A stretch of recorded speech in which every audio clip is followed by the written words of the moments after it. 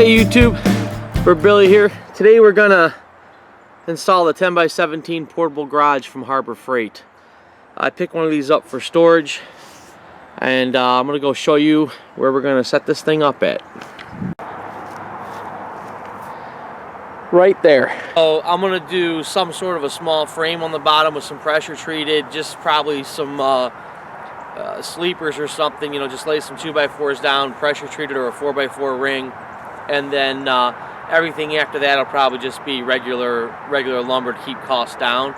I was going to do gravel, but if I run gravel, then in 2 years when I do this, I'm going to have a little bit of a cleanup mess there, and the cost is going to be about the same. I think I can get this lumber done for around $100, and I think the cost of gravel would be at least that. The first thing we need to do, actually, the first thing I want to do here is I'm going to run the mower through here and cut the grass. So I want to get this grass knocked down.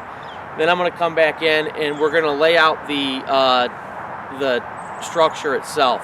The reason why I'm doing that is I want to see what the actual outside dimensions of are the legs. So if it says it's a 10x17, that doesn't necessarily mean that's where the legs are. You know what I mean? They can say it's a 9x12 drop cloth and it comes out being, you know, 8 feet 6 inches by, you know, 11 feet 8 inches or something. You know what I mean? So I want to make sure that we have the exact nominal dimensions, what we're dealing with, so that I can lay out my frame. All right, so grass is getting cut, and then I'm gonna get the frame together so I can see what's going on with the dimensions.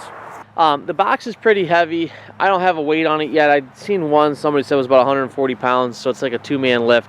I just brought it back here in my pickup truck. I'm used to working alone, so I usually just make stuff happen. So what we're gonna do is I want to try and find some level ground. Where I wanted to go was kind of right kind of here where I'm pointing the camera in front of the trailer. And I don't know if you can see it, but there's actually a pretty good dip in the ground. So I think what I'm gonna do is push it back about 8 or 10 feet. So about where that box is, but right in front of the camera. So I want to give a little bit of a gap on my fence side, so I'm not right up against the fence, and a little bit on the other side as well. So my neighbor's dog will keep showing up.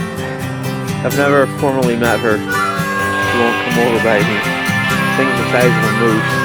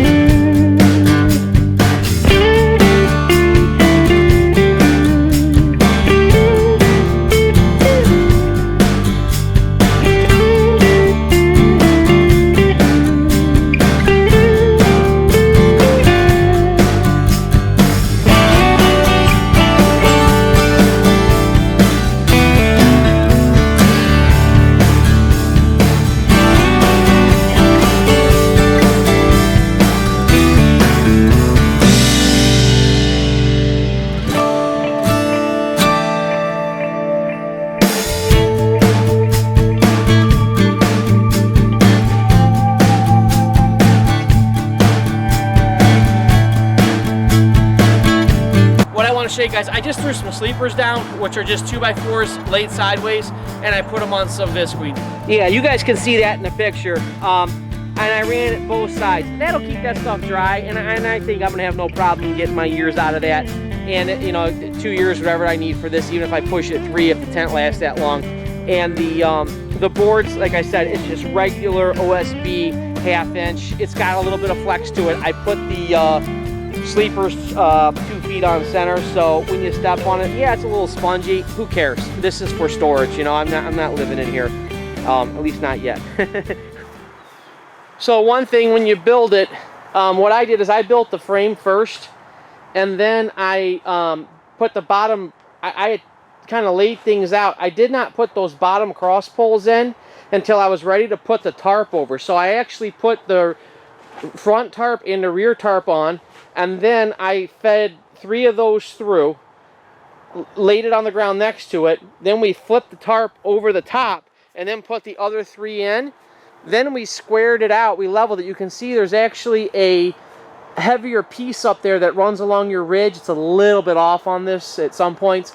And basically line up that ridge, and then once you have that, then you put your hardware on and tighten your connections down here.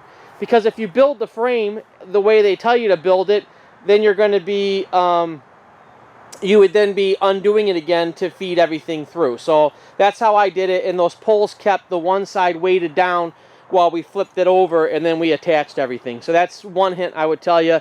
If you're going to put it down on the ground like this, throw some visqueen under it, and then I would just run it the way I'm doing it right here. I wouldn't spend the money on sheathing. A cheat would be pallets, something like that. You need to do your anchors on it. I'm going to kind of cheat here. Those anchors they send are crap with it. They're really hard to get into the ground. So what I'm thinking of doing here is the weight of this is probably going to hold it in, and I've trapped, the frame is all screwed together. The inside sleepers are floating, but then they're screwed to the deck board, which is then screwed on top of the frame. I think this thing could take some pretty strong wind. I think the tent would actually rip before it lifted that floor up, especially once we have it loaded down with stuff. So we'll see what happens here, but that's the Harbor Freight garage 10x17, and that's how you install it.